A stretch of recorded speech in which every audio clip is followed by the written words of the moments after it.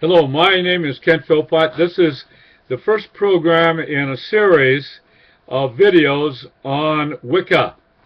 Wicca, I did a series on Santeria, the West African, the Yoruba people's religion that got transplanted to the New World when slaves were brought over to the Caribbean area.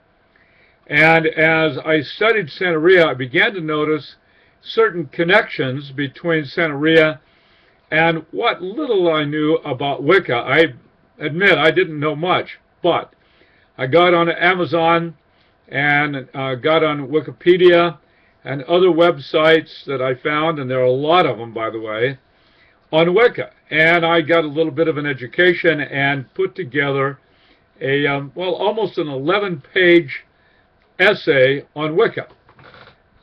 I was kind of interested because where I live in Marin County, and where I pastor a church in Mill Valley, Wicca is extremely popular.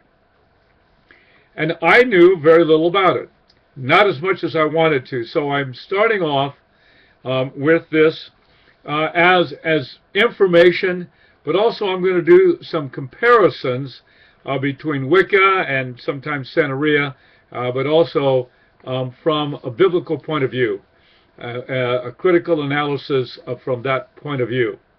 So there is no official document that is the source of authority when you want to talk about Wicca, the dynamics, the practices, the rituals, the principles, and so on.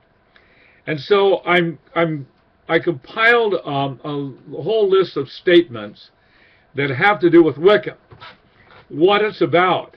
I believe in information that people would know. So what often happens, people get involved in a group, they know very little about it, and they don't have a full picture. And the purpose of the videos is partly to give information about what this is really all about. And because it's much different, I think, than what is popularly understood about Wicca. Perhaps that will become evident. So I'm going to start with part one, basic facts about Wicca. Wicca is a growing religious system, though there is no Wicca church like in Methodist or Baptist. But the number of books on Wicca that are on the market are growing rapidly. And there are more than 6,000 Wicca-related websites on the Internet. There are Wiccan radio shows, umbrella organizations, and state-certified Wiccan churches. A Wiccan is a person who is following the Wiccan religion or spiritual path and has either undergone a Wiccan initiation or has formally and ritually declared him or her to be Wiccan. Some Wiccans use the word Wiccan and witch interchangeably, but there are witches who do not consider themselves Wiccans. Wiccans are a subgroup of witches, and Wiccans and witches are both subgroups of a larger group, and that is pagans. Pagans are practitioners of earth-based religions. Most Wiccans and witches consider themselves pagan, but not all pagans are Wiccans or witches. Witchcraft is what Wiccans and witches do, and Wicca is the name of the religion itself. Now, they can be joined together in a coven, a group, or but they can be female-only oriented altogether, or they can be mixed genders, or they can be the solitaire. The solitaire is a witch who practices alone and is not in a coven. A coven can vary in size, but 13 is the number of persons who comfortably fit into the ritual circle that I'll describe later on. In it is the high priestess, who is seen as the goddess incarnate and is the spiritual center of the coven. Also, there would be a high priest, perhaps, who assists the high priestess and is seen also as the god incarnate. Wicca is new but old at the same time. Its origins are shrouded in history but magic. And magic is what Wicca is about, has been practiced since prior to recorded human history. The Wiccan path is based on the earth rather than the heavens. They like to appeal to the environmental, the green movement, and kind of pass off that they're in tune with that and have a lot of what you almost might call rhetoric about being environmentally observant and so on, which is true.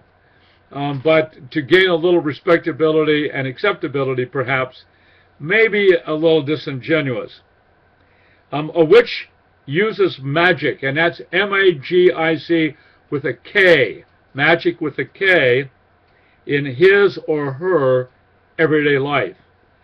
There's no central church of Wicca and no Wiccan Bible or sacred document of any kind that details the beliefs, rules, and teachings of the religion. What I had to do was go through a multitude of sources and kind of figure out what were the central principles. You learn, here's a quote, you learn Wicca by loving it.